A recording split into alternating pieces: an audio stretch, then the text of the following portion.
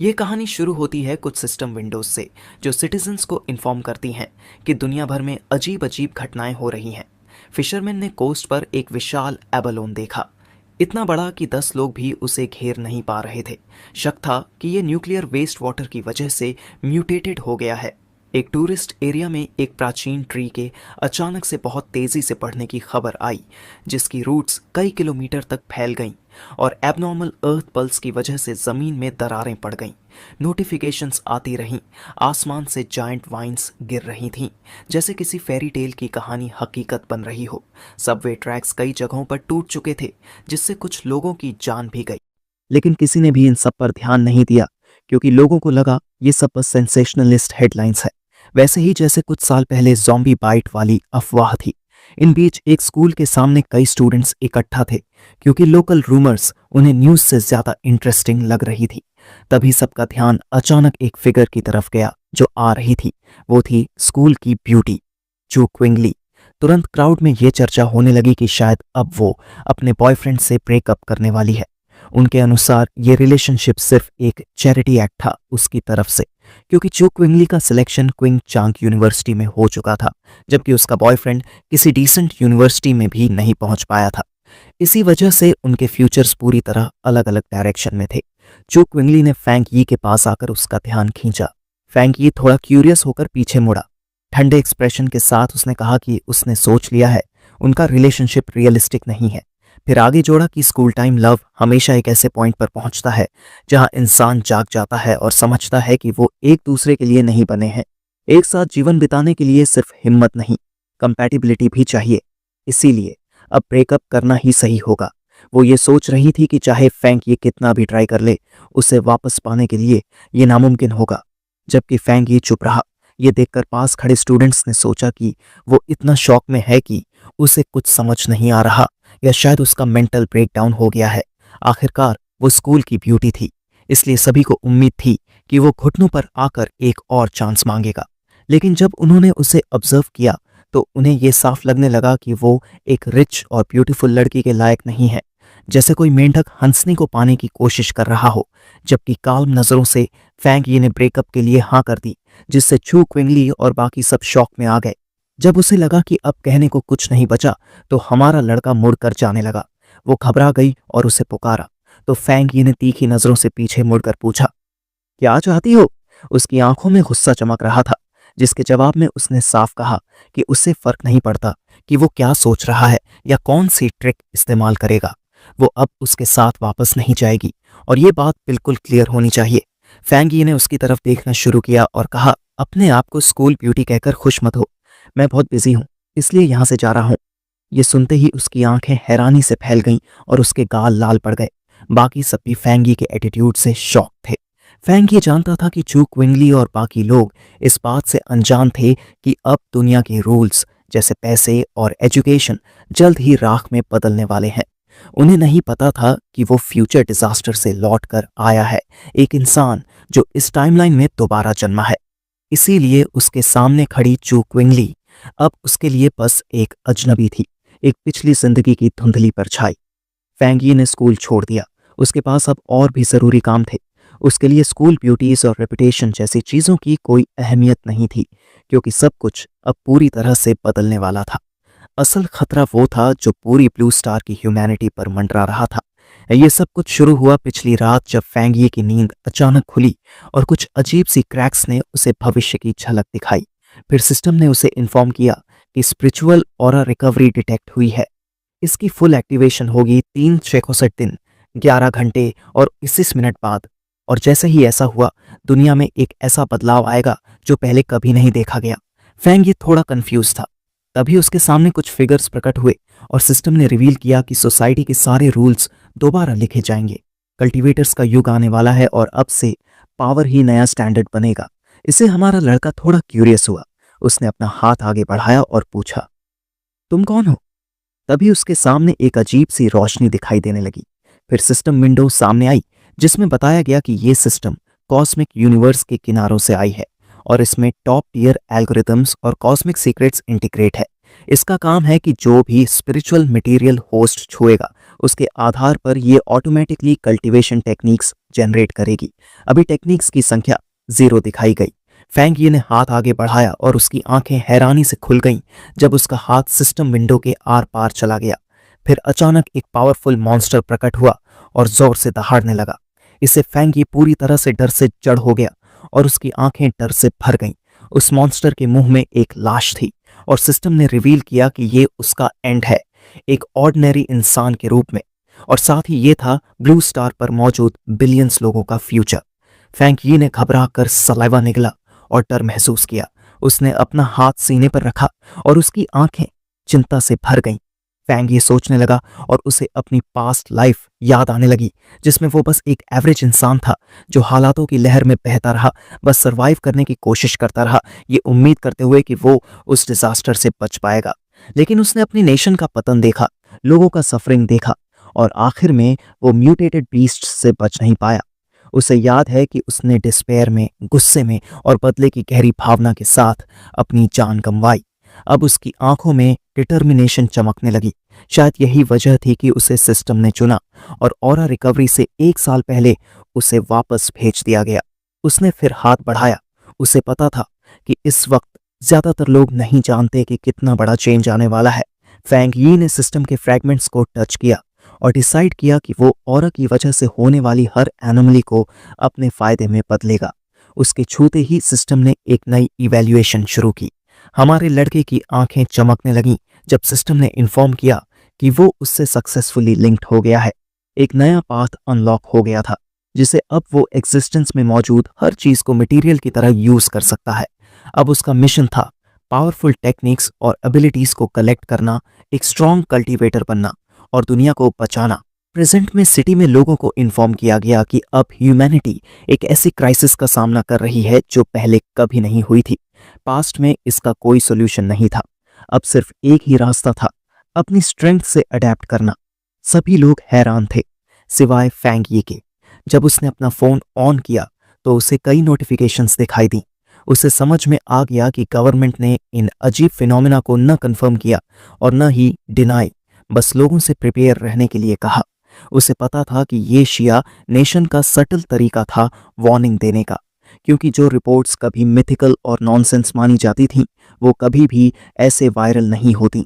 इसे उसकी आंखों में उदासी आ गई क्योंकि उसे पास का एक पल याद आ गया। उसे पता था कि शिया नेशन का ये इनडायरेक्ट और साइलेंट अप्रोच सिटीजन्स को काम रखने और अपने देश पर भरोसा बनाए रखने में मदद करता था। ये तरीका धीरे और कठिन था, लेकिन उन नेबरिंग नेशंस के केओस और गनफायर से कहीं ज्यादा इफेक्टिव। फिर उसे याद आया कि सिस्टम ने कहा था वो कुछ भी यूज कर सकता है। इसका मतलब था कि जहां कहीं भी अनोमलीज हों उसे वहीं जाना है। अब उसका ध्यान फोन पर था। न्यूज में ये नंबर 1 ट्रेंडिंग था कि क्विंगचांग यूनिवर्सिटी में यूवी इंडेक्स ने सेंचुरी का हिस्टोरिकल रिकॉर्ड तोड़ दिया था। इसी वजह से हीट वार्निंग जारी की गई थी और न्यू स्टूडेंट्स से कहा गया था कि सेफ्टी प्रिकॉशंस लें और सनस्क्रीन यूज करें। इससे वहां के स्टूडेंट्स थोड़े कंफ्यूज थे। उन्हें लग रहा था कि अब तो बेस्ट यूनिवर्सिटीज भी सेंसेशनलिस्ट एड्स का सहारा लेने लगी हैं। उन्हें ये सब फेक लग रहा था। शायद ये कोई पेड टॉपिक था जो ट्रेंड कराया गया हो, क्योंकि उस लेवल की हीट तो लोगों की जान भी ले सकती है। फैंग यी ने आसमान की तरफ देखा, वहां तो बादल ही बादल थे। फिर उसने अपना यूवी मीटर एक्टिवेट किया। रीडिंग थी 0। वो थोड़ा कंफ्यूज हो गया क्योंकि मौसम में इतना फर्क कैसे हो सकता है, जबकि क्विंगचांग यूनिवर्सिटी सिर्फ 15 मिनट की दूरी पर थी। यूनिवर्सिटी के ऊपर ब्लेजिंग सन की फोटोज पोस्ट की गई थी। स्टूडेंट्स को बताया गया कि रजिस्ट्रेशन चालू रहेगा, लेकिन नॉर्थ गेट से अवॉइड करें क्योंकि वहां यूवी इंडेक्स सबसे ज्यादा है, जबकि बाकी एंट्रेंसेस खुले हैं। फैंग यी मुस्कुरा पड़ा। उसे पता था जब एनोमलीज पहली बार होती है तो ज्यादातर लोग उसे सिर्फ पब्लिसिटी स्टंट मानते हैं, लेकिन सिर्फ वही था जो सच जानता था। उसकी आंखें एक्साइटमेंट से चमकने लगीं। उसका पहला मौका आ चुका था।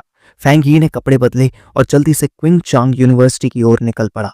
वहां सभी लोग अम्ब्रेलास लेकर चल रहे थे। इतनी गर्मी थी कि पेड़ों के पत्ते तक झड़ चुके थे। हमारा लड़का यूनिवर्सिटी के नॉर्थ गेट की तरफ गया, जो सबसे कम भीड़ वाला हिस्सा बन गया था।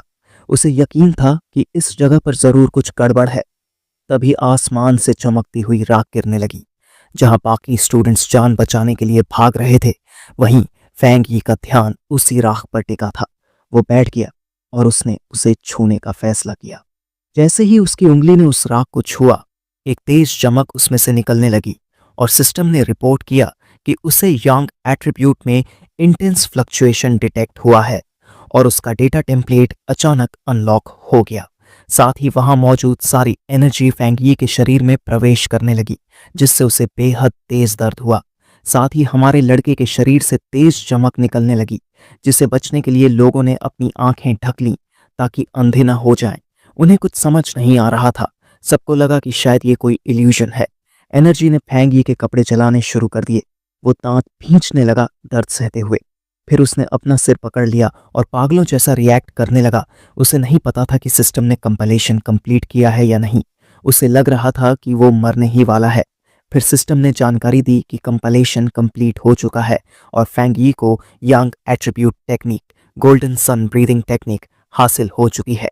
कुछ समय बाद क्विंगचैंग यूनिवर्सिटी में न्यू स्टूडेंट्स की रजिस्ट्रेशन का वक्त आ गया, जिससे हमारे मेन कैरेक्टर की एक्स गर्लफ्रेंड रजिस्ट्रेशन एरिया में पहुंची, जहां एक लड़का उसका सूटकेस उठाने की पेशकश करता है। फिर और भी लड़के उसका ध्यान पाने की कोशिश करते हैं, लेकिन वो सबको साफ मना कर देती है और कहती है उसे किसी की मदद की जरूरत नहीं। फिर वो पास खड़े एक कपल को घूर कर देखती है, चेहरे पर तिरस्कार की मुस्कान के साथ। लेकिन तभी एक तेज सुनहरी रोशनी चमकती है, जिससे वो और बाकी स्टूडेंट्स चौंक जाते हैं। इसके तुरंत बाद लाउडस्पीकर पर एक आवाज अनाउंसेस करती है कि नॉर्थ गेट से दूर रहे। लड़की सीरियस हो जाती है और डिसाइड करती है कि उसे जाकर देखना होगा कि वहां क्या हो रहा है। नॉर्थ गेट पर एक जबरदस्त गोल्डन एनर्जी बर्स्ट पूरा एरिया रोशन कर देता है। धुएं के बीच से एक डार्क फिगर प्रकट होता है, जिसके शरीर से एक इंटेंस और पावरफुल ऑरा निकल रही होती है। वो गहरी सांस लेता है और उसकी आंखों में चमकती हुई गोल्डन लाइट नजर आती है। तभी एक सिस्टम स्क्रीन उसके सामने आती है, जिसमें लिखा है कि उसने एक नई टेक्निक क्रिएट की है, जिसे उसे 50 पॉइंट्स मिले हैं। वो स्क्रीन की तरफ देखता है और सोचता है ये पॉइंट्स किस काम के हैं, लेकिन फिर खुद ही डिसाइड करता है कि अभी ये जरूरी नहीं है, शायद आगे काम आएंगे। इसी बीच उसे निकला हुआ धुआं आसमान में मौजूद सूरज को पूरी तरह से ढक लेता है, लेकिन जैसे ही वह सांस छोड़ता है, एक तेज हवा का झोंका सारा धुआं हटा देता है और आसमान में फिर एक बार तेज सूरज निकल चुका है, जिससे एक नई एनर्जी पूरे यूनिवर्सिटी में फैलने लगती है। कुछ स्टूडेंट्स देखते हैं कि आसमान अचानक से डार्क और ठंडा हो गया था। कुछ सेकंड के लिए वो सब दौड़ते हुए नॉर्थ गेट की ओर भागते हैं, जिससे नॉर्थ गेट पर भीड़ इकट्ठा हो जाती है ये देखने के लिए कि क्या हो रहा है। तभी यूनिवर्सिटी का डीन गुस्से में पूछता है किसी ने वार्निंग को सीरियसली क्यों नहीं लिया। साथ ही डीन का ग्रुप उस क्राउड को चीरता हुआ आगे बढ़ता है। लोग अपने आप उनके लिए रास्ता छोड़ देते हैं। इस ग्रुप के बीच में एक सीरियस लुक वाला हुडेड पर्सन डीन से कहता है नॉर्थ गेट को पूरी तरह से बंद कर दो। उसी समय सिस्टम फेंग यी को बताता है कि उसने एक पोल्यूटेड एरिया को क्लीन कर दिया है। साथ ही एक और मैसेज आता है जिसमें बताया जाता है कि पोल्यूटेड जोन यानी ऐसी एबनॉर्मल साइट्स जो शिया नेशन ने मार्क की है। इसे वो जान जाता है कि गवर्नमेंट को पहले से ही इन एरियाज के बारे में पता है और अब वो सोचने लगता है कि क्या और भी लोग हैं जो उसके जैसे हैं। तभी लाउड स्पीकर पर नॉर्थ गेट एरिया में लोगों को न जाने देने की अलर्ट सुनकर फेंग यी समझ गया कि अब मामला सीरियस हो चुका है। स्टूडेंट्स देखते हैं कि वहां यूनिफॉर्म में लोग आ चुके हैं और सोचते हैं कि क्या ये आर्मी वाले हैं। फेंग ये देखता है कि ये डिस्टर्बेंस लोगों का बहुत ध्यान खींच रही है। उसकी लाल आंखें चमकने लगती हैं और वो डिसाइड करता है कि अब उसे यहाँ से निकल जाना चाहिए। उसके जाने के तुरंत बाद वहां एक mysterious hooded person cracked ground पर चलता है जो एनर्जी की वजह से फट चुका है। फिर वो हुडेड फिगर ध्यान से पूरे सीन को ऑब्जर्व करता है। फिर वो घुटनों पर बैठकर जमीन को छूता है, ये देखने के लिए कि क्या कोई बची हुई एनर्जी मौजूद है। फिर जमीन का एक टुकड़ा उठाकर उसे ध्यान से देखने लगता है और समझ जाता है कि ये एनर्जी किसी इंसान की वजह से थी और बड़बड़ाता है कि क्या कोई और भी ऑरा के कांटेक्ट में आ गया है। उसी समय ऑफिशियल स्टूडेंट्स को वहां से बाहर निकालना शुरू करते हैं और वो हुडेड पर्सन दूर से सब कुछ देखता रहता है। भीड़ में फेंग यी की एक्स गर्लफ्रेंड शॉक्ड होती है ये सुनकर कि ये सब सिर्फ एक इंसान ने किया है। उसी पल वो देखती है कि कोई फिगर दूर जाकर कूद रहा है और सोचती है कि क्या वो उसका एक्स था, लेकिन फिर खुद ही उस सोच को झटक देती है क्योंकि उसके मार्क्स ऐसे नहीं थे कि वो इस यूनिवर्सिटी में दाखिला ले सके। दूर फेंग यी के घर पर सूरज ढल रहा है, जबकि अपने बेड पर लेटा हुआ फेंग ये कंप्लेन करता है कि ठंडा शावर लेने के बावजूद भी क्यों उसका शरीर गर्म है। साथ ही उसे लगता है इतनी गर्मी में वो सो नहीं पाएगा। उसे ये भी चिंता है कि जो कुछ आज हुआ शायद किसी ने उसे नोटिस कर लिया हो। फिर वो अपना फोन उठाता है और एक ट्रेंडिंग न्यूज स्टोरी देखता है कल्टीवेशन एसोसिएशन के बारे में। उसे याद आता है कि पहले सब लोग इसे सिर्फ इंटरनेट पर चलने वाला मजाक मानते थे। तभी उसे यूनिवर्सिटी में दिखे हुडेड लोग याद आते हैं और वो सोचता है कि शायद वो लोग उसी एसोसिएशन से थे। जिज्ञासा में वो पूरी न्यूज पढ़ने लगता है। आर्टिकल में कल्टीवेशन के अलग अलग लेवल्स बताए गए हैं, गोस्ट एक्ट से लेकर टोटल ट्रांसेंडेंस तक। कमेंट्स में लोग इसे मजाक समझ रहे हैं, लेकिन वो सोचने लगता है क्या ये अनाउंसमेंट असली हो सकती है। फैंक ये सोचता है कि अपनी पास्ट लाइफ में एक नॉर्मल इंसान होने के नाते उसे इनमें से कुछ भी नहीं पता था। लेकिन अब वो लड़का कल्टीवेशन एसोसिएशन के बारे में सोच रहा है। उसके मुताबिक यह एक गवर्नमेंट साइट होनी चाहिए जो ऑरा के अर्ली कांटेक्ट लोगों को मदद करती है, और इसीलिए डिसाइड करता है कि वो अपनी टेक्निक फिर से ट्राई करेगा। वो आंखें बंद करता है और कंसंट्रेशन के साथ अपना ट्रेनिंग शुरू करता है। उसी वक्त उसके चारों ओर एक तेज गोल्डन एनर्जी फैलने लगती है। वो पसीने पसीने हो जाता है। फिर अचानक वो अपने कमरे में धीरे धीरे हवा में उठने लगता है, पूरी तरह से सुनहरी रोशनी से घिरा हुआ। एक डिवाइन लाइट उस पर पड़ती है। ये ट्रेनिंग का पहला स्टेप होता है, अपने शरीर को इतना स्ट्रांग बनाना कि वो हेवन और अर्थ की पावर को सह सके। वो एनर्जी को कंट्रोल करता है और उसे शेप देता है एक डिवाइन एक्स में। उसकी आंखें तेजी से चमकती हैं और वो स्माइल करता है, खुद को पावर से भरा हुआ महसूस करते हुए। फिर सिस्टम उसे बताता है कि उसने दुश्वाई रिल्म हासिल कर लिया है, जिसे उसे 50 और पॉइंट्स दिए जाते हैं। इससे फैंग ये को पिछले पॉइंट्स याद आते हैं और वो स्क्रीन पढ़ता है जिसमें लिखा है कि एक न्यू पाथ अब ओपन हो गया है। सिस्टम उसे समझाता है कि इन पॉइंट्स का यूज करके वो कंपाइल्ड डेटा किसी भी ऑब्जेक्ट में डाल सकता है। वो सोचता है किसी ऑब्जेक्ट में पावर डालने का आइडिया, और फिर उसकी नज़र टेबल पर रखे एक मग पर जाती है। वो अपना हाथ मग की तरफ बढ़ाता है तो उसकी हथेली से गोल्डन का पावर निकलने लगता है। साथ ही सिस्टम पूछता है, क्या आप एक पॉइंट यूज करके मग पर यांग एट्रीब्यूट अप्लाई करना चाहते हैं? उसे समझ आता है कि ये ठीक वैसा है जैसे किसी आइटम को एन्चांट करना, ताकि उसमें कोई खास पावर आ जाए। वो सोचता है अगर वो ये किसी वेपन पर करता तो वो उसका खुद का स्पेशल हथियार बन सकता है, और डिसाइड करता है कि एक पावर्ड अप वेपन उसके आने वाले बैटल्स के लिए बहुत ज़रूरी होगा। फिर उसकी नज़र शेल्फ पर रखी एक छोटी सोर्ड पर जाती है और वो सोचता है कि इस पर टेस्ट करके देखता हूँ। अगर ये काम कर गया तो वो फ्यूचर में एक रियल वेपन खरीदेगा ताकि वो मॉन्स्टर से लड़ सके। आधी रात को उसके अपार्टमेंट से एक चमकदार रोशनी निकलती है, जिसे ऐसा लगता है कि उसका एक्सपेरिमेंट सफल हो गया है। लेकिन इसी बीच बाहर एक डार्क क्रीचर जिसके ह्यूज क्लॉस हैं फैंग ये के अपार्टमेंट को देख रहा होता है। उसकी ग्लोइंग रेड आइज अंधेरे में उसके शार्प टीथ दिखा रही होती है। वो एक जायंट डिमोनिक रैबिट जैसा लगता है और बिल्डिंग पर हमला करने के लिए रेडी हो जाता है। लेकिन अपार्टमेंट के अंदर हमारा लड़का इस खतरे से बिल्कुल अनजान होता है। वो बेड पर लेटा हुआ होता है और कल्टीवेशन टेक्निक की वजह से थोड़ा अनकंफर्टेबल महसूस कर रहा होता है। तभी उसकी लाल आंखें खुल जाती हैं। किसी आवाज से वो सोचता है, ये जो आवाज थी वो रैट जैसी लग रही थी, लेकिन वो अंदर से नहीं आई और ना ही किसी पाइप से, शायद किसी पड़ोसी का पेट हो। फिर लिविंग रूम में घूमते हुए वो सोचता है कि उसकी एनहांस्ड हियरिंग की वजह से अब उसे नेबर्स की आवाजें भी नॉर्मल लगती हैं। लेकिन फिर वो अपनी सुनने की क्षमता पर फोकस करता है और अब उसे महसूस होता है कि कुछ गड़बड़ है। वो तुरंत अलर्ट हो जाता है। फैंग ये दरवाजे की तरफ जाता है और वहीं हॉलवे में उसका आमना सामना उस भयानक क्रीचर से हो जाता है। डार्क हॉलवे में वो अजीब क्रीचर अपनी रेड आइज के साथ उसे घूर रहा होता है, पूरी तरह उस पर अटैक के लिए तैयार।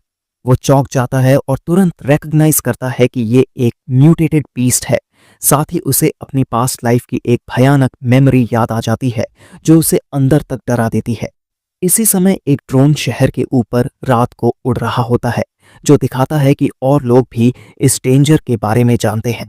एक बिल्डिंग की छत पर एक लड़की शिकायत करती है कि अब तक उन्होंने उस रैबिट को पकड़ा नहीं जिसने एक रेयर फ्रूट खा लिया था। उसके मुंह में लॉलीपॉप है और वो मिशन को लेकर काम और कॉन्फिडेंट लगती है। फिर वो अपनी टीम को इंस्ट्रक्शंस देती है, टारगेट के बारे में अपडेट्स भेजते रहो, मैं उसे ट्रैक कर रही हूँ।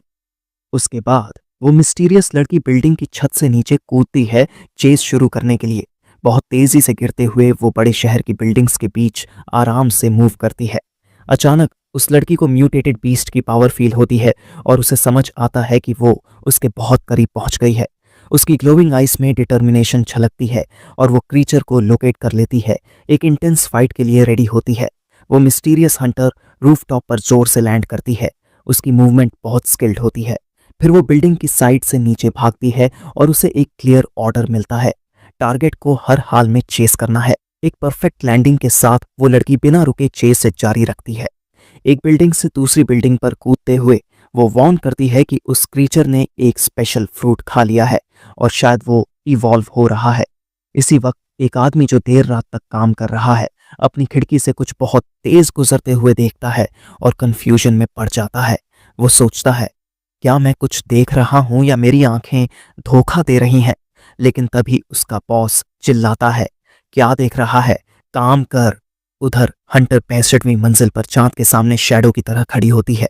अपार्टमेंट में वापस फैंकी का सामना उस अजीब क्रीचर से हो रहा है जो उस पर जोर से चिल्लाता है। अचानक उसकी गोल्डन आइज चमकती है और वो जानता है कि उसका शरीर अब बदल चुका है और अब वो बराबरी से लड़ सकता है। इसलिए जब क्रीचर अपने क्लॉज से हमला करता है, फैंकी उस अटैक को अनबिलीवेबल स्पीड से डॉज कर लेता है। वो सोचता है, मेरा बॉडी सच में बदल चुका है, अब मैं इन अटैक्स को स्लो मोशन में देख पा रहा हूं। अपने हाथ में सन एनर्जी के साथ वो सोचता है, ये म्यूटेटेड बीस्ट इतनी जल्दी यहाँ कैसे आ गया? वो अपनी पास्ट लाइफ की बातें याद करता है और मॉन्स्टर के सामने खड़ा हो जाता है। उसे पता है कि क्रीचर अभी पूरी तरह से इवॉल्व नहीं हुआ है और अगर उसने देर की तो ये और भी ज्यादा पावरफुल और डेंजरस बन जाएगा। इसलिए वो आगे बढ़ता है क्योंकि उसे ये रोकना ही है, वरना बिल्डिंग में सब मारे जाएंगे। फैंकी एनर्जी से भरे हाथ से क्रीचर की पूंछ पकड़ लेता है और बिना किसी डर के हवा में घुमाता है और महसूस करता है कि उसकी टेल ही उसका वीक स्पॉट है। ये मौका देखकर वो पूरे स्ट्रेंथ से उसे जोर से खिड़की की तरफ फेंकता है। विंडो पूरी ताकत से टूट जाती है और वह अपार्टमेंट से बाहर फेंका जाता है।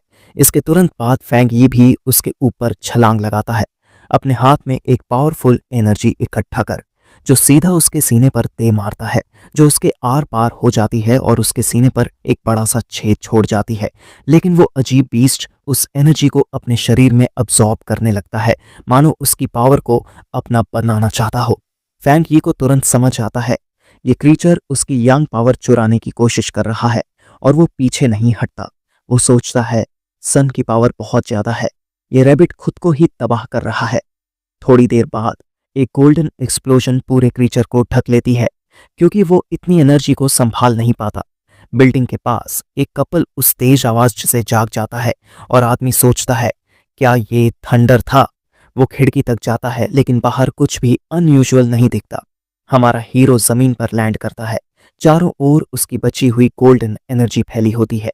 वो सोचता है कि ये क्रीचर किसी भूखे भटके हुए कोस जैसा था जो उसकी पावर को निगलना चाहता था। फाइट के बाद उस मॉन्स्टर की आई जमीन पर गिरती है और उसमें से एक अजीब सी काली स्मोक निकलती है। गंभीर नजरों से वो क्रीचर की बची हुई बॉडी को देखता है जिसे उसने अभी अभी हराया है। फिर बिना सोचे वो उस आई पर जोर से पैर रखता है और क्रीचर का बचा कुचा हिस्सा क्रश कर देता है। उसे समझ आ जाता है कि ये जो डार्क एट्रीब्यूट का क्रीचर है बुरी तरह उसकी ऑपोजिट यंग टाइप पावर के लिए तरस रहा था। वो सोचता है, अगर वो नॉर्मल होता तो ये मॉन्स्टर बिल्डिंग के सारे लोगों को आराम से खा जाता। अब उसे पूरा यकीन है कि उसे आगे के खतरों का सामना करने के लिए और ज्यादा टेक्निक सीखनी होंगी।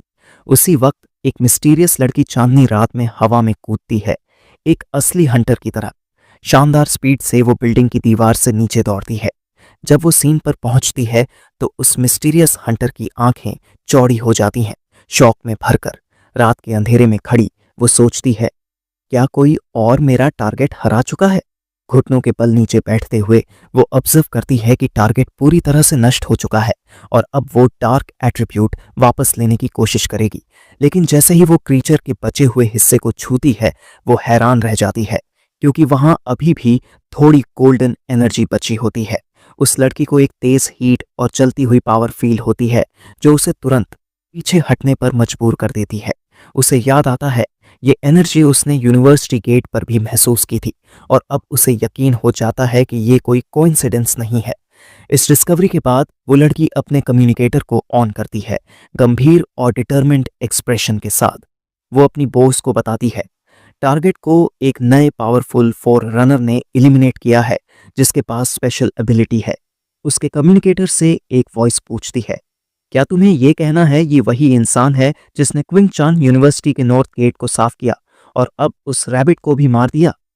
फिर आगे जोड़ता है, इस व्यक्ति का ऑरा सिर्फ गोस्ट एक्स रेल्म के 1 स्टार पर है, लेकिन इसकी ये एट्रीब्यूट एनर्जी नॉर्थ गेट की यंग एनर्जी की तरह प्योर है, जिसे एक आदमी कंफर्म करता है और आगे जोड़ता है कि इस इंसान के बारे में हमारे पास कोई जानकारी नहीं है और एसोसिएशन को उसे रिक्रूट करना चाहिए। सिल्वर हेड गर्ल इस प्लान से अग्री करती है, साथ ही उस यंग एनर्जी को इकट्ठा करती है।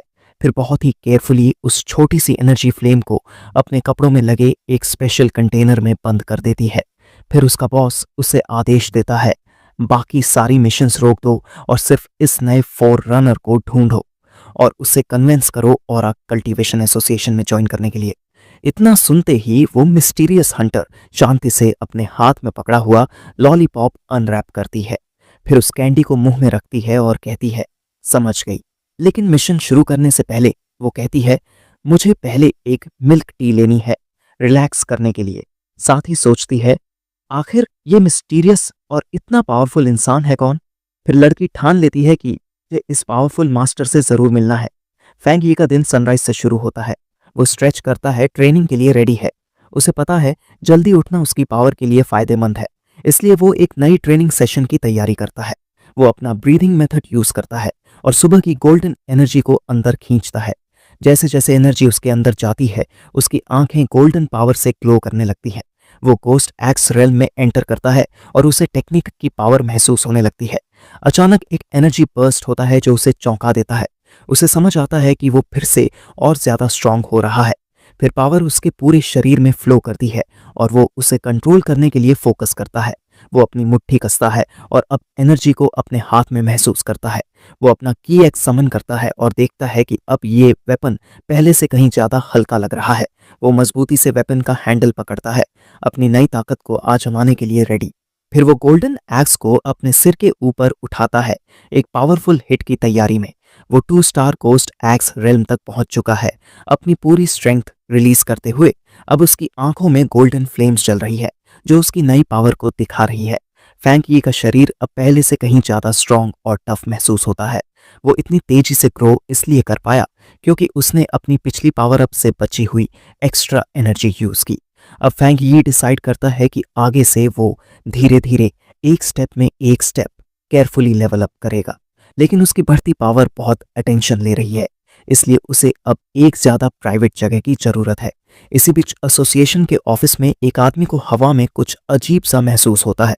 वो देखता है कि सूरज की एनर्जी में कुछ बदलाव आया है और सोचता है, क्या फिर से वही नया लड़का है? फैंग यी अब एक शांत जगह ढूंढता है, एक नदी के पास, जहां वो अपनी प्लानिंग कंटिन्यू कर सके। तभी एक सिस्टम स्क्रीन सामने आता है और वो कंफर्म करता है कि वो अपने वेपन में एक स्पेशल क्वालिटी ऐड करेगा। इसे देख उसे याद आता है उसने पहले एक और आइटम पर यह ट्राई किया था, लेकिन वो आइटम इस पावर को संभाल नहीं पाया। लेकिन इस बार ये नया ब्लेड उसकी एनर्जी के साथ परफेक्टली सिंक करता है, एक स्ट्रॉन्ग कनेक्शन बनाते हुए। एक सिस्टम मैसेज कंफर्म करता है, आइटम एनकोडिंग सक्सेसफुली हो गया। अपने नए वेपन से एक्साइटेड होकर वो तुरंत उसकी अमेजिंग पावर टेस्ट करने के लिए तैयार हो जाता है। टेस्ट का रिजल्ट उसे शॉक कर देता है क्योंकि सोर्ड से निकली पावर अनबिलीवेबल होती है। एक बड़ा गोल्डन बीम ऑफ लाइट उस ब्लेड से निकलकर आसमान में चला जाता है। फिर वो अपनी जलती हुई सोर्ड के साथ लैंड करता है और महसूस करता है कि पावर उसके अंदर बह रही है। उसका एक स्विंग इतना ज्यादा पावरफुल होता है कि वो लगभग आग ही लगा देता है। अटैक से निकला स्मोक बहुत बड़ा होता है, इसलिए उसे पता है कि वो देख लिया गया है और अब उसे जल्दी से वहां से निकलना पड़ेगा। एक लड़की स्मोक की डायरेक्शन में तेजी से दौड़ती है। वो गुस्से में कंप्लेन करती है, मैं बस एक मोमेंट के लिए बाहर क्या गई और सब मिस हो गया। अचानक वो लड़की रुकती है। उसे दिखता है कि नदी लिटरली बॉयल हो रही है। फिर वो एजेंट उस डैमेज्ड एरिया के ऊपर उड़ती है और सोचती है कि आखिर उस नए लड़के ने यहाँ किया क्या है। उसे ऑलरेडी इमेजिन होने लगता है कि अब सब कुछ खराब होने के बाद उसे डांट पड़ने वाली है। तभी उसे दूर एक गोल्डन फ्लैश दिखता है और उसकी क्यूरियोसिटी बढ़ जाती है। हंटर उस एनर्जी को महसूस करके शॉक हो जाती है। ये पॉसिबल ही नहीं है। उसका पावर लेवल एक स्टार से सीधे 2 स्टार तक जंप कर गया है और उसने एक स्पिरिट वेपन भी बना लिया है। एसोसिएशन के पास ऐसे सिर्फ 2 वेपन्स हैं और उन्हें बनाने का तरीका आज तक पूरी तरह से नोन भी नहीं है। लड़की सस्पिशियस हो जाती है, सोचती है आखिर इसे इतनी पावर अकेले कैसे मिल गई। लेकिन फिर उसे लगता है शायद वो कही है। गड़बड़ उसने की है, उसे क्लीन किया जाए। काफी दूर फेंगी सोच रहा होता है कि उसकी वेपन में अब यांग एट्रीब्यूट है, लेकिन उसे इससे भी ज्यादा चाहिए क्योंकि सिस्टम कुछ भी एनकोड कर सकता है। वो प्लान करता है कि वो अपनी ब्लेड में और क्वालिटीज ऐड करेगा। तभी उसका फोन बज करता है। उसे किसी अननोन आदमी से मैसेज आया है। वो बिल्कुल भूल गया था कि उसे खुद को प्राइवेट रखना था और अब एक अजनबी उसे पायनियर्स ग्रुप में इनवाइट कर रहा है। उसे ये जानकर झटका लगता है कि ऑफिशियल मेंबर्स को कम से कम गोस्ट एक्स रेल्म लेवल का होना जरूरी है। वो स्ट्रेंजर बात करता है एक नए पोल्यूशन जोन की और उसे एक ग्रुप हंट के लिए इनवाइट करता है। फैंग की लोकेशन पूछता है तो स्ट्रेंजर उसे एक फाइल भेजता है जिसमें शैडो रिवर के लावा ड्रैगन के बारे में इन्फो होती है। इस जोन में लावा है और वही यांग एट्रीब्यूट भी जो अब उसके पास है। तो फैंगी डिसाइड करता है कि वो ये इनविटेशन एक्सेप्ट करेगा। दूसरी तरफ बिन्मू डिस्ट्रिक्ट में एक ग्रुप वेट कर रहा होता है ओल्ड ली के दोस्त के आने का। एक मेंबर कहता है कि उस लड़की का मैप इतना एक्यूरेट था कि उसे यहाँ तक पहुँचने में कोई परेशानी नहीं हुई। ब्लॉन्ड गर्ल सबको थैंक्स कहती है कि वो आए और बताती है कि उन्हें मिलकर काम करना होगा। वो कल्टीवेशन एसोसिएशन से है और उसे थोड़ा डिसअपॉइंटमेंट है कि यहाँ के ये पायनियर्स बहुत स्ट्रांग नहीं हैं। बहुत लोग नहीं जानते कि कल्टीवेशन एसोसिएशन एक गवर्नमेंट ग्रुप है और उसमें एंट्री लेना बहुत हार्ड होता है। उसे उसमें घुसने के लिए अपने फैमिली से फेवर्स भी दिलवाने पड़े, इसलिए वो अपने पहले ही टास्क में फेल होना बिल्कुल नहीं चाहती। तभी एक एक्सप्लोरर चिल्लाता है कि वो न्यूबी आ गया है और उसका नाम लेता है फैंगी। फैंगी अपनी नई स्वॉर्ड के साथ एक स्ट्रॉन्ग एंट्रेंस करता है और ग्रुप को अपना इंट्रोडक्शन देता है।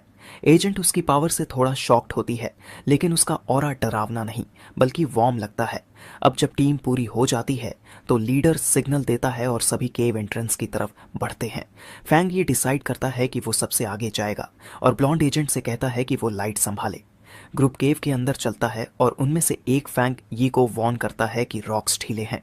साथ ही उन्हें ये थोड़ा अजीब लगता है कि अभी तक अंदर बहुत गर्मी नहीं महसूस हो रही, जबकि फैंग ये सोचता है कि इस टीम ने कितनी जल्दी उसे एक्सेप्ट कर लिया और उसे लगता है कि इन टफ टाइम्स में ये दोस्ती सच में रियल है। फैंग ये आगे बढ़ता है और ज़मीन उसके पैरों के नीचे रंग बदलने लगती है जो खतरे का सिग्नल देती है। अचानक सब एक बड़े से ओपन एरिया में पहुंचते हैं और हैरान रह जाते हैं क्योंकि उनके सामने लिटरली बॉइलिंग लावा की एक रिवर बह रही होती है। बिना एक सेकंड गंवाए फैंग ये सीधे उसकी तरफ दौड़ पड़ता है और ब्लॉन्ड एजेंट चिल्लाती है, इतना रेकलेस मत बनो। फिर भी वह वहां जाता है और अपनी सोर्ड सीधे लावा में घुसा देता है। इसे बिकी के एक्सप्लोरर्स घबरा जाते हैं और जोर जोर से चिल्लाते हैं, हेल्प। तभी एक फायरी एक्सप्लोजन सबको पीछे फेंक देता है और उसी वक्त फैंगिए का सिस्टम एक वर्ल्ड वाइड प्रॉब्लम डिटेक्ट करता है और इन्फॉर्मेशन को एनालाइज करना शुरू कर देता है। जैसे ही फैंगिए ने अपनी सोर्ड को लावा में घुसाया, उसका सिस्टम उस एनोमली को एनालाइज करने लगा और रिवील हुआ एक नई पावर, इनर फ्लेम, जिसमें था एक्सट्रीमली हाई इंटरनल टेम्परेचर और एक्सप्लोसिव प्रॉपर्टीज। इसके साथ साथ अनलॉक हुई स्कारलेट फ्लेम सोर्ड टेक्निक, जो अपनी पावर अनलीश करती है जब ब्लेड को खींचा जाता है और उसे फायर और लाइटनिंग से कोट कर देती है। इसे पूरी तरह रिजॉल्व होकर फैंगिए ने अपनी सोर्ड को और मजबूती से पकड़ा। उसकी आंखों और ब्लेड से फायरी ग्लो निकल रहा था, एक परफेक्ट टेक्निक उसकी टैंक सोर्ड के लिए। नीचे बाकी एक्सप्लोरर्स जो पहले ब्लास्ट से पीछे फेंक दिए गए थे, हैरानी से देख रहे थे कि फैंग ये फायर के वॉर्टेक्स में बिल्कुल अनहार्म्ड खड़ा था और उसकी वेपन अब लावा की एनर्जी अब्सॉर्ब कर रही थी। फैंगी ने फिर अपने स्क्रिप्ट पॉइंट्स का यूज़ किया ताकि स्कारलेट फ्लेम एट्रीब्यूट को परमानेंटली अपनी सोर्ड में एम्बेड कर सके। अब वो तलवार प्योर एनर्जी से जल रही थी। जब फ्लेम फाइनली थमा तो उसकी टीम ने सोचा कि शायद उसे कोई छोटा सा कल्टीवेशन एक्सीडेंट हुआ था और अब वो रिकवर कर गया है। इसे ग्रुप खुश था क्योंकि अब उन्हें लगा कि केव की स्पिरिचुअल एनर्जी स्टेबलाइज हो गई है। इसलिए उनमें से एक खुशी से चिल्लाया कि अब वो उसे आसानी से अब्सॉर्ब कर सकता है। वहीं दूसरा, जो अपना कल्टीवेशन पाथ शुरू करने ही वाला था, एक्साइटेड होकर चिल्लाया, शाव्या, ब्लॉन्ड एजेंट सबको इनकरेज करती है कि वो ट्रेनिंग करे और आगे कहती है कि वो बाहर निगरानी रखेगी। टीम उसे थैंक करता है इस मौके के लिए। लेकिन उस शांति को तोड़ते हुए शाव्या को कुछ फिगर्स केव एंट्रेंस की तरफ आते दिखाई देते हैं। वो वॉर्न करती है कि और पायोनियर्स आ रहे हैं। तभी 3 भारी भरकम आदमी अंदर आते हैं, जिनमें सबसे आगे एक आई पैच पहने होता है जिसकी आंखें लाल होती हैं। वो घमंड से डिक्लेयर करता है कि ये रिसोर्स रिच जमीन अब उनकी है। शाव्या घबरा जाती है क्योंकि वो पहचान जाती है कि ये तीनों newcomers 1 star coast x realm के हैं, जो उसके टीम की रीच से बाहर है। खतरे के बावजूद शाव्या पोलाइटली कोशिश करती है बात समझाने की, बताती है कि वो पहले आए हैं और इनवाइट भी देती है कि अगर चाहें तो साथ मिलकर काम कर सकते हैं। पर उसकी डिप्लोमेसी का जवाब उसे कंटेम्प्ट में मिलता है। आई पैच वाला लीडर उसका मजाक उड़ाता है, उसके लो लेवल को नीचा दिखाते हुए, और सीधा बोल देता है कि निकल जाओ वरना अंजाम भुगतना पड़ेगा। इससे शाव्या की एक्सप्रेशन सख्त हो जाती है। वो सोचती है इस नए युग की हार्श रियलिटी पर, जहां सिर्फ वही सरवाइव करता है जो स्ट्रांग है। लेकिन शिया नेशन के गवर्नमेंट एसोसिएशन की मेंबर होने के नाते वो डिसाइड करती है कि वो ये अन्याय होने नहीं दे सकती। जैसे ही चीज़ें और एस्केलेट होने वाली होती हैं, फैंग ये सीधा शाव्याव और उस हॉस्टाइल लीडर के बीच में आकर खड़ा हो जाता है, जहां उसकी सोर्ड इग्नाइटेड होती है और वो ठंडे लहजे में पूछता है, तो दिखने में तो इतना बड़ा और ताकतवर लग रहा है, फिर भी तू एक कमज़ोर लड़की को डरा रहा है। उसके इन शब्दों से आई पैच वाला लीडर स्टन्ड और स्पीचलेस रह जाता है। जबकि बिना कोई डिले किए फैंग ये एक ही डेवास्टेटिंग स्विंग से एक फायरी एक्सप्लोजन क्रिएट करता है और उन तीनों एग्रेसर्स को दूर उड़ा देता है। फैंग यी के अटैक की ताकत इतनी ज़बरदस्त थी कि उसके अपने टीममेट्स भी मेडिटेशन से चौंक कर बाहर आ गए। उसे याद आया उन लोगों की ट्रेजेडीज जो सिर्फ सर्वाइवल ऑफ द फिटेस्ट के प्रिंसिपल को फॉलो करते हैं। उसे पता था कि ऐसे लोगों पर सिर्फ ओवरवेलमिंग ताकत ही असर करती है। अपना ये मैसेज क्लियर करने के लिए फैंग ये ने अपनी ब्लेड को सीधा राइवल लीडर के सामने जमीन में घुसा दिया। तब वो एक इमेंस गोल्डन ऑरा से घिरा हुआ था और ठंडी आवाज में बोला, भागो यहां से। दूसरी बार इतनी ताकत देखकर डर से कांपते हुए वो लीडर चिल्लाया, ये तो मॉन्स्टर है, और अपने आदमियों को भागने को कह दिया। जबकि फैंग ये शांत खड़ा देखता रहा उन्हें भागते हुए, जबकि उसके टीममेट्स एक्साइटेड होकर उसकी तरफ दौड़ पड़े। उसकी इनक्रेडिबल पावर देखकर वो सब हैरान थे। फैंग ये हल्के से मुस्कुराया और कैजुअली बोला, चलो अब निकलते हैं। जैसे ही ग्रुप वहां से निकल रहा था, शाव्या सोचने लगी उस इमेंस पावर के बारे में जो फैंगी ने दिखाई थी। उसे रियलाइज हुआ कि फैंगी ने अपनी पूरी ताकत भी यूज नहीं की थी। वो अब मान चुकी थी कि वो एक टॉप टियर पायनियर है और उसे तुरंत ये डिस्कवरी अपनी ऑर्गेनाइजेशन को रिपोर्ट करनी होगी। अब सीन शिफ्ट होता है स्पिरिचुअल एनर्जी कल्टीवेशन एसोसिएशन के ऑफिस में। वहां एक वुमन फोन पर शाव्या से बात करते हुए हैरानी में रिपीट करती है, एक और हाई एट्रीब्यूट पायनियर मिला है। फिर वो खुद ही नर्वस हो जाती है क्योंकि उसे एहसास होता है कि उसने ज्यादा बोल दिया है, खासकर जब एक इम्पोजिंग आदमी उसके पीछे खड़ा था। वो ऑकवर्डली फोन काट देती है रिपोर्ट कंफर्म करने के बाद। फिर वो यंग वुमन चीयरफुल मूड में अपने ग्रे हेड सुपीरियर से पूछती है, क्या हम इतने लकी हैं कि 2 हाई एट्रीब्यूट पायनियर्स लगातार मिल गए? लेकिन वो सुपीरियर गंभीर हो जाता है और कहता है, ये लक नहीं है। वो समझाता है हर हाई एट्रीब्यूट इंडिविजुअल डेस्टिन्ड होता है एक नया पावर सेंटर बनने के लिए, और ये जिम्मेदारी उसे अंदर से स्ट्रेस देती है। एक सनी दिन में फैंग ये वापस सिटी में पहुंचता है। वो खुद को एक कॉस्प्लेयर की तरह डिस्गाइज करने की कोशिश करता है, लेकिन उसकी पावरफुल प्रेजेंस और ऑथेंटिक सोर्ड की वजह से लोगों का अटेंशन और ज़्यादा खिंच जाता है। तभी उसका ध्यान अपने फ़ोन की तरफ जाता है, जिसमें उसे दिखता है कि केव इंसिडेंट की खबर ऑलरेडी वायरल हो चुकी है। वो खुद को अपनी लापरवाही के लिए डांटता है। उसे पता था कि उसकी इंटरनल फ्लेम का इरप्शन छुपाया नहीं जा सकता, लेकिन ये सोचकर कि उसके टीममेट्स कभी उसे बिट्रे नहीं करेंगे, वो अपना फोकस ज़्यादा अर्जेंट चीज़ पर डालता है। जो मैसिव यांग एनर्जी उसने अब्सॉर्ब की थी, वो अब उसे एक नए ब्रेक थ्रू की ओर धकेल रही थी। उसे जल्दी से कोई सेक्लूडेड जगह चाहिए थी, तो वो तुरंत बैक माउंटेन की तरफ निकल गया। 5 मिनट बाद उसी माउंटेन पर वही सिल्वर हेयर्ड लड़की सू किंग, जो एक गार्डन रेस्टोरेशन एक्सपर्ट थी, उसे एक बहुत ही पावरफुल प्रेजेंस फील हुई। उसे एक इंटेंस बर्स्ट ऑफ लाइट दिखाई दी, जैसे कोई छोटा सा सन एक्सप्लोड हुआ हो। वो तुरंत पहचान गई कि ये किसी कल्टीवेटर का 3 स्टार गोस्ट एक्स रेल्म में ब्रेक थ्रू है। इस एनर्जी की स्केल ने उसे हैरान कर दिया। उसने कभी इमेजिन नहीं किया था कि इस रेल्म का ब्रेक थ्रू इतना मॉन्स्ट्रस हो सकता है। एक सेंस ऑफ ड्यूटी और रिकग्निशन के साथ ड्रिवन होकर वो डिस्टर्बेंस की तरफ दौड़ पड़ी, ये वाव करते हुए कि वो उस मिस्टीरियस व्यक्ति को जरूर पकड़ कर रहेगी। जबकि पहाड़ की ऊंचाई पर फांगी पूरी तरह से अपनी ब्रेक थ्रू पर फोकस कर रहा था। वो मैसिव मात्रा में गोल्डन एनर्जी खींच रहा था, जो उसके चारों तरफ घूमती हुई उसके सिर के ऊपर एक ब्राइट सूरज जैसे एनर्जी बॉल में बदल गई। जैसे ही वो हवा में मेडिटेट कर रहा था, उसके पीछे एक कॉम्प्लेक्स स्टार शेप्ड डिवाइन आकृति बनी। साथ ही गोल्डन एनर्जी उसकी स्किन पर चमकने लगी और उसकी आंखों में इमेंस पावर ग्लो करने लगी। जब वो उस वाइल्ड एनर्जी को कंट्रोल करने की कोशिश कर रहा था, आखिरकार वो शक्ति इकट्ठा होकर एक विशाल डिवाइन एक्स का रूप ले चुकी थी, जो प्योर गोल्डन और लाइट ब्लू एनर्जी से बनी थी और उससे पावर क्रैकल हो रही थी। उसी समय सुकिंगिंग वहां पहुंची और वो अद्भुत दृश्य देखकर एकदम रुक गई। उसने डिसबिलीफ में देखा कि वो रहस्यमय व्यक्ति उस डिवाइन एक्स को स्विंग करने ही वाला था, जिसे उसने अभी बनाया था। उसकी कंट्रोल लेवल अविश्वसनीय थी। उसने सोचा कि कोई इंसान इतनी स्पिरिचुअल एनर्जी को इतनी परफेक्ट स्किल और स्टेडीनेस के साथ कैसे कंट्रोल कर सकता है। क्या ये आदमी सीक्रेटली सदियों से ट्रेनिंग कर रहा था? साथ ही ये दृश्य उसे एक दर्दनाक मेमोरी की याद दिला गया। सुकिंगिंग को याद आया जब उसने खुद गोस्ट एक्स के 2 स्टार लेवल पर ब्रेक थ्रू करने की कोशिश की थी। तब उस डिवाइन एक्स का प्रेशर इतना ज़्यादा था कि वो खुद पर ही हावी हो गया और उसे खून की उल्टी करनी पड़ी। वो पूरे 1 हफ्ते तक बिस्तर से नहीं उठ सकी थी। वो नेचुरली स्ट्रांग थी, फिर भी बुरी तरह फेल हो गई थी। इसे वो समझ नहीं पा रही थी कि ये इंसान इतना पावरफुल ब्रेक थ्रू कैसे हैंडल कर सकता है। जैसे जैसे वो और करीब आई, उसकी हैरानी और बढ़ गई। वो मैसिव स्पिरिचुअल एनर्जी, उस एक्स की हर मूव में परफेक्ट कंट्रोल और उस हर पावर का छोटा सा हिस्सा ऐसा लग रहा था जैसे हजारों बार प्यूरिफाई किया गया हो। ये सब उसकी समझ से परे था। इसलिए उसने डिसाइड किया कि ये इंसान सिर्फ एक पावरफुल मास्टर नहीं है, ये तो ऐसा लग रहा था जैसे कोई गॉड आसमान से उतर आया हो। उसे उसकी काल्म और स्टेडी तरीके पर भी ध्यान गया।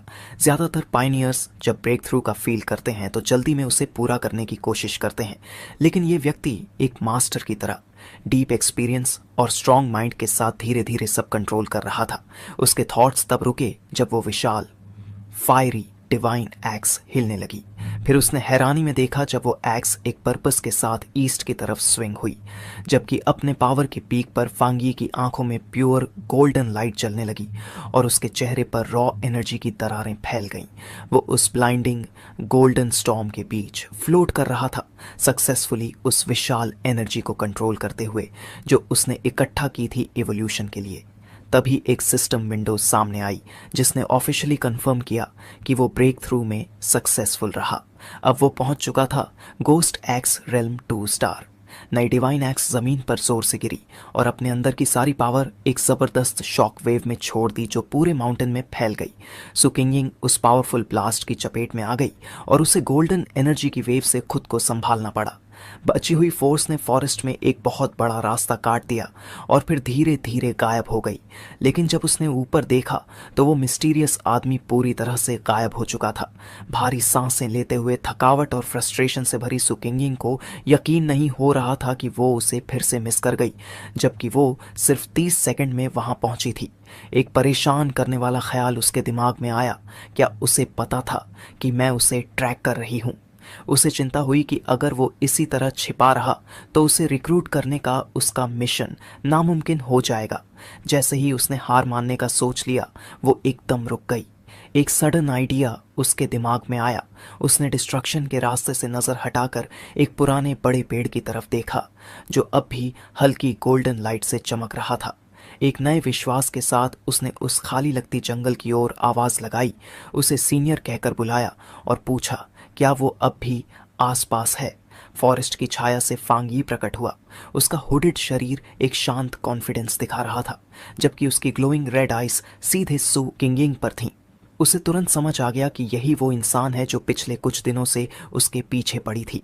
जब सुकिंगिंग ने देखा कि वो पकड़ी जा चुकी है तो उसने अपनी जगह पर डटे रहकर प्रॉपर तरीके से अपना इंट्रोडक्शन दिया।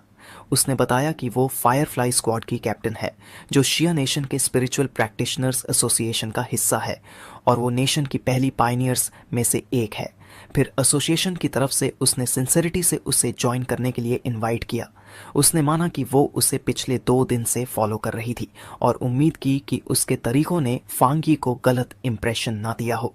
जब वो बोल रही थी, फांगी चुप रहा और उसके हुड के नीचे से उसका एक्सप्रेशन समझना मुश्किल था। तो सुकिंगिंग ने आगे बताया कि भले ही पब्लिक को अभी पता नहीं है, लेकिन एसोसिएशन के सारे ऑफिशियल पेपर्स तैयार हैं, लेकिन अंदर ही अंदर वो बहुत नर्वस थी, अपने शब्दों को ध्यान से चुन रही थी और डर रही थी कि कहीं वो इस पावरफुल इंसान को नाराज ना कर दे। उसे पता था कि उसे सॉफ्ट और रिस्पेक्टफुल अंदाज में बात करनी चाहिए। उसकी केयरफुली प्लान्ड स्पीच को फांगी के सिंपल और डायरेक्ट सवाल ने बीच में ही रोक दिया। मैं ज्वाइन क्यों करूं? ये सीधा सवाल सुनकर सुकिंगिंग एकदम सरप्राइज हो गई। कुछ पल के लिए उसकी आवाज़ अटक गई और वो सोच में पड़ गई कि अब क्या बोले। उसे जल्दी समझ आ गया कि ऐसे स्मार्ट इंसान के सामने खाली मीठे शब्द बेकार हैं। उसके पास सच बताने के अलावा और कोई रास्ता नहीं था। इसलिए खुद को संभालते हुए उसने एसोसिएशन की पर्पस एक्सप्लेन की। उसने बताया कि शिया नेशन सारे अर्ली पायनियर्स को एक साथ लाना चाहता है ताकि उन्हें एक ऑर्गेनाइज्ड रास्ता दिया जा सके और एक्स्ट्रा प्रोटेक्शन भी मिल सके। उसे पता था कि अभी डेवलपमेंट काफ़ी केओटिक है और शायद एसोसिएशन एक फ्री स्पिरिट के लिए केज जैसा लगे, लेकिन फिर भी उसने उससे गुजारिश की कि वो बिगर पिक्चर को देखे। स्पिरिचुअल एनर्जी की एक बड़ी वापसी आने वाली थी और सभी को फ्यूचर के अनजान दुश्मनों का सामना करने के लिए एक साथ खड़ा होना पड़ेगा। सुकिंगिंग के पैशनेट वर्ड्स सुनने के बाद फंगी कैजुअली एक ट्री के सहारे टिक गया, थका हुआ और अनइंटरेस्टेड लग रहा था। उसने साफ शब्दों में कहा कि वो ज्वाइन करने के लिए तैयार नहीं है। उसने एक्सप्लेन किया कि अभी के लिए वो ना तो सुकिंगिंग पर और ना ही उस एसोसिएशन पर ट्रस्ट कर सकता है जिसे वो रिप्रेजेंट कर रही है। सुकिंगिंग उसके सीधा मना करने पर पूरी तरह स्टंट और स्पीचलेस रह गई। उसकी आंखें चौड़ी हो गईं। उसके रिफ्यूज़ल का सामना करते हुए सुकिंगिंग में डेस्परेशन आ गई। उसने जल्दी से अपने जैकेट से अपना आइडेंटिफिकेशन कार्ड निकाला और उसे दिखाते हुए फिर से खुद को इंट्रोड्यूस किया। मैं सू किंगिंग हूँ, और बताया कि वो स्पिरिचुअल एनर्जी के वापस आने से पहले एक वेल नोन एथलीट थी। उसने उससे रिक्वेस्ट की कि वो उस पर भरोसा करे, ये सोचते हुए कि शायद उसकी पब्लिक आइडेंटिटी उसे कुछ ट्रस्ट दिला सके। फंगी थोड़ी देर रुक गया और उसके वर्ड्स पर सोचा। फिर उसने थॉटफुल एक्सप्रेशन के साथ अपनी ठुड्डी को छुआ और कहा कि उसे अब वेगली याद आ रहा है। उसके माइंड में सुकिंगिंग की एक फ्रेम पिक्चर आई जिसमें वो शिया नेशन की लॉन्ग डिस्टेंस चैंपियनशिप की रनर अप जीत के बाद विक्ट्री सेलिब्रेट कर रही थी। उसे समझ आया कि सू की नेचुरल एथलेटिक स्किल ही उसे इतना तेज और स्किल्ड पायनियर बनाती है। लेकिन तभी फंगी का एक्सप्रेशन सख्त हो गया। उसके पिछले जीवन की एक डार्क मेमोरी सामने आई, एक डिस्ट्रॉयड सिटी का विजन।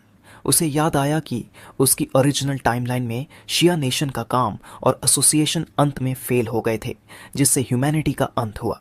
लेकिन अब जब वो अपने सिस्टम के साथ वापस आया है, उसे पता था कि उसे सॉल्यूशन का हिस्सा बनना है।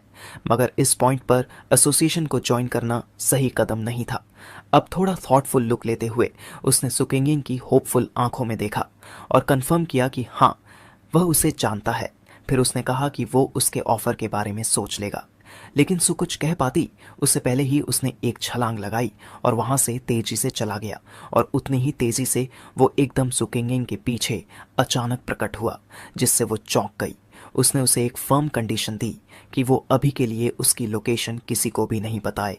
अपने मन में उसने सू के रिस्पेक्टफुल बिहेवियर को नोटिस किया और अंदाज़ा लगाया कि एसोसिएशन शायद पावरफुल पायनियर्स को नाराज़ करने से बचती है जो उनके साथ नहीं है।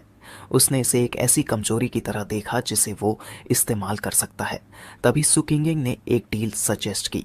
उसने एक्सप्लेन किया कि एसोसिएशन ने उसके ब्रेक थ्रू की एनर्जी डिटेक्ट की है और उसे एक रिपोर्ट फाइल करनी है।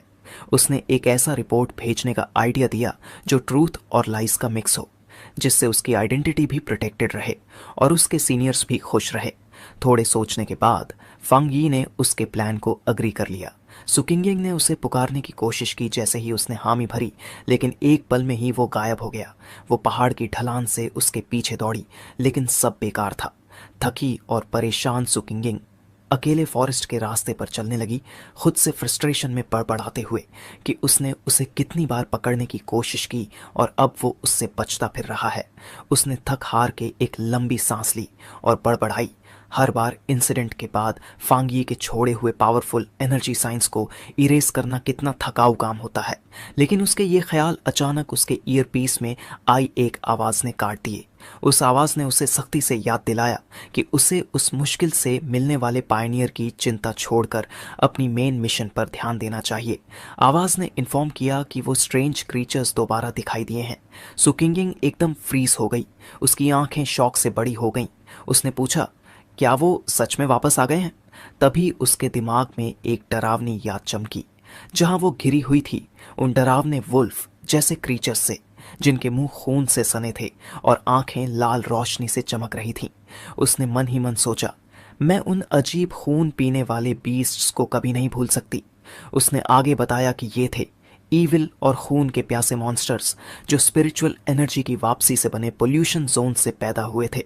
वो इन जोन से पावर लेकर ऐसे मॉन्स्टर्स में बदल गए थे जो इंसानों को खा जाते थे। कुछ तो इतने एडवांस्ड थे कि खुद को नेचुरल डिजास्टर्स की तरह छुपा लेते और फिर इंसानों को मारते हुए नए पोल्यूशन जोन्स बनाते जाते। अगर इन्हें रोका ना गया तो ये पूरी ह्यूमन वर्ल्ड को निगल सकते थे। इसी दौरान एक तेज तूफान शहर पर आ गया। रात का आसमान स्ट्रीट लाइट से नहीं बल्कि बिजली की लगातार चमक से रोशन था। बारिश इतनी तेज हो रही थी कि लोगों के फोन्स में रेड अलर्ट्स आने लगे जो सिवियर थंडरस्टॉर्म के वार्निंग दे रहे थे और सबको घर में रहने को कह रहे थे। एक और अलर्ट आया, यूहुआन माउंटेन एरिया को फ्लड रिस्क के चलते बंद कर दिया गया था। लोग खिड़कियों से देख रहे थे और कह रहे थे कि उन्होंने सालों से इतना भयानक तूफान नहीं देखा। कुछ मजाक में बोले, लगता है कोई powerful being lightning trial face कर रहा है। एक बारिश से भीगे हुए एली में छिपकर फांगी इस स्टॉर्म को गहराई से देख रहा था। उसकी लाल आंख ग्लो कर रही थी। वो क्लियरली फील कर सकता था कि हवा में लाइटनिंग एनर्जी बहुत इंटेंस है और उसे समझ आ गया कि ये कोई ऑर्डिनरी तूफान नहीं बल्कि एक और एनॉमली है। उसने देखा कि पूरा स्टॉर्म एक जगह फोकस हो रहा है। उसकी आंखें बिल्डिंग्स के पार देखकर एक माउंटेन पीक पर टिक गईं जहां बार बार लाइटनिंग गिर रही थी। उसे स्टॉर्म का सेंटर मिल गया था। बिना किसी हेजिटेशन के फांगी बारिश में कूद पड़ा। वो रूफटॉप्स को पार करते हुए तेजी से माउंटेन की तरफ बढ़ गया। जैसे ही फांगी यूहुआन माउंटेन के बेस पर पहुंचा, उसका सिस्टम अलर्ट दे बैठा, पोल्यूशन जोन डिटेक्टेड। उसने पीक की तरफ देखा, लेकिन वहां की यूजुअल खूबसूरती की जगह एक डरावना सीन था। ट्विस्टेड पेड़ और बिखरे हुए स्केलेटल रिमेन्स। सिस्टम ने और भी खतरे की बात कही, पोल्यूशन लेवल अननोन। लेकिन फिर भी फांगी ने बिना रुके आगे बढ़ना जारी रखा। वो डार्क और स्टॉर्मी वुड्स में कॉन्फिडेंट एक्सप्रेशन के साथ एंटर हो गया। जैसे जैसे वो स्टॉर्म के सेंटर के पास पहुंचा, उसने देखा एक मैसिव नीली बिजली की बोल्ट माउंटेन की समिट पर गिरी और पूरा इलाका लाइट से चमक उठा। उसे अपना टारगेट मिल चुका था। इस सब के बीच स्पिरिचुअल प्रैक्टिशनर्स एसोसिएशन के कमांड सेंटर में एक टेंस मीटिंग चल रही थी। एक बड़े स्क्रीन पर एक पहाड़ की चोटी के ऊपर नीले एनर्जी का वॉर्टेक्स दिख रहा था। एक ऑफिशियल ने रिपोर्ट किया कि माउंट यूहुआन पर खतरा बहुत तेजी से बढ़ रहा है, इसलिए उसे बंद कर देना होगा और एक नया कंटामिनेशन जोन घोषित करना पड़ेगा। एसोसिएशन के लीडर का चेहरा गंभीर था। उन्होंने कहा कि स्थिति इतनी क्रिटिकल हो चुकी है कि उन्हें सुकिंगिंग को एक और इम्पॉर्टेंट मिशन से हटाना पड़ा। उन्होंने सुकिंगिंग से कहा कि वो रिपोर्ट करें कि वहाँ क्या हो रहा है। सुकिंगिंग ने बताया कि अभी के हालात में पहाड़ पर चढ़ना इम्पॉसिबल है क्योंकि अनस्टेबल थंडर एनर्जी कभी भी एक्सप्लोड हो सकती है। इसी वजह से इस एरिया को ऑफिशियली ए लेवल कंटामिनेशन जोन घोषित किया गया है।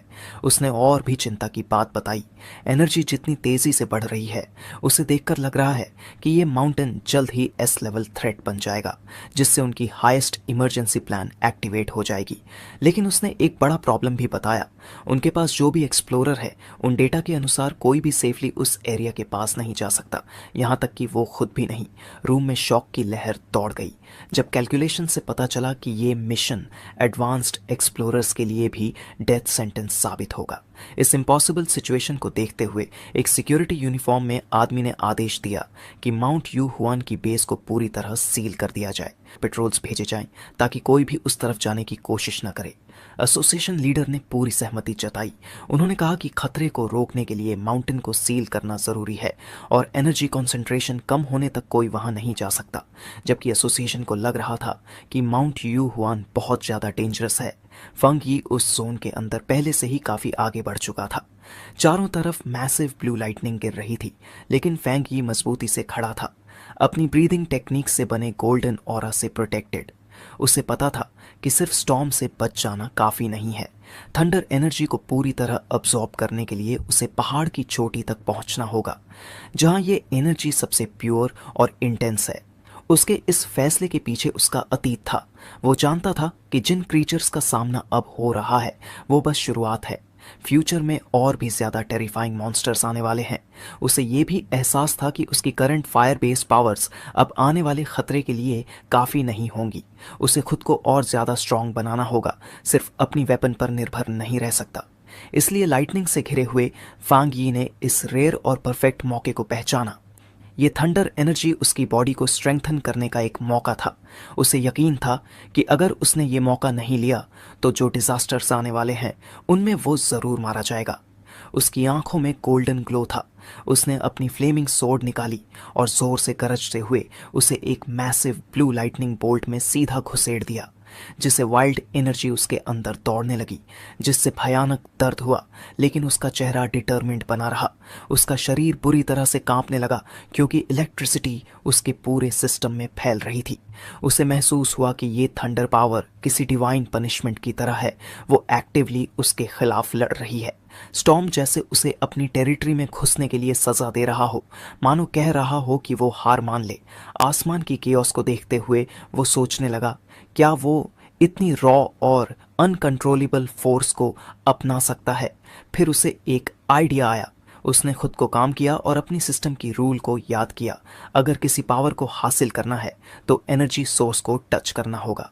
एक गोल्डन ऑरा उसके चारों ओर एक्सप्लोड हुआ। उसने अपना golden sun breathing technique activate कर दिया। फिर जोर से गरजते हुए डिटर्मिनेशन के साथ फंग यी ने आगे बढ़ना शुरू किया, अपनी फ्लेमिंग सोर्ड से नीले लाइटनिंग के स्टॉर्म में एक रास्ता काटते हुए। उसकी गोल्डन एनर्जी और कच्चे तूफान की टक्कर से एक जबरदस्त केओटिक एक्सप्लोजन हुआ। साथ ही इतना जोर डालने से उसके मुंह से खून निकल आया, लेकिन उसकी आंखों में डिटर्मिनेशन की आग थी। उसे पता था कि ये एक डेस्परेट गैम्बल है, जहां उसे अपनी लिमिट तक खुद को धकेलना पड़ेगा। डेथ को फेस करना होगा ताकि जिंदा रह सके। आखिरकार कड़ी स्ट्रगल के बाद वो पीक तक पहुंच गया। उसने अपनी सोर्ड जमीन में घुसेड़ दी, जिससे चट्टान टूट गई। वो अब स्टॉर्म के बिल्कुल सेंटर में था। यहाँ की पावर और भी ज्यादा खतरनाक थी। इतनी भयंकर थंडर एनर्जी की सांस लेना तक मुश्किल हो रहा था। उसे महसूस हुआ कि अब तूफान की पूरी अटेंशन उसी पर थी। अब तूफान बस उसे भगाना नहीं चाहता था, वो उसे मार देना चाहता था। जैसे ये साबित करने के लिए तूफान ने अपनी पूरी पावर इकट्ठा की और एक विशाल व्हाइट हॉट लाइटनिंग बीम सीधे उसकी तरफ फेंकी। ये अटैक उसे पूरी तरह डिस्ट्रॉय करने के लिए था। जैसे ही फंग यी ने तूफान का आखिरी वार फेस किया, उसका सिस्टम एक्टिवेट हो गया। एक पावरफुल थंडर एट्रीब्यूट डिटेक्ट किया गया और उसकी प्रोसेसिंग शुरू हो गई। काफी नीचे शहर में लोग एक टॉल बिल्डिंग से ये सब देख रहे थे, हैरान। एक आदमी जो फोटो ले रहा था बोला उसने कभी इतनी बड़ी लाइटनिंग नहीं देखी। दूसरा बोला, क्या कोई गॉड ट्रायल से गुजर रहा है? यहाँ तक कि उसे आसमान में किसी इंसान की झलक भी दिखी। माउंटेन पीक पर वो फाइट एक तेज चमकते हुए एक्सप्लोजन में खत्म हुई। फंग यी जीत चुका था। एक सिस्टम मैसेज ने कंफर्म किया, उसने रिफाइंड डिवाइन थंडर पावर हासिल कर ली है और अब वो हेवनली लाइटनिंग समन कर सकता है, जिससे उसका शरीर गॉड लाइक बन जाएगा।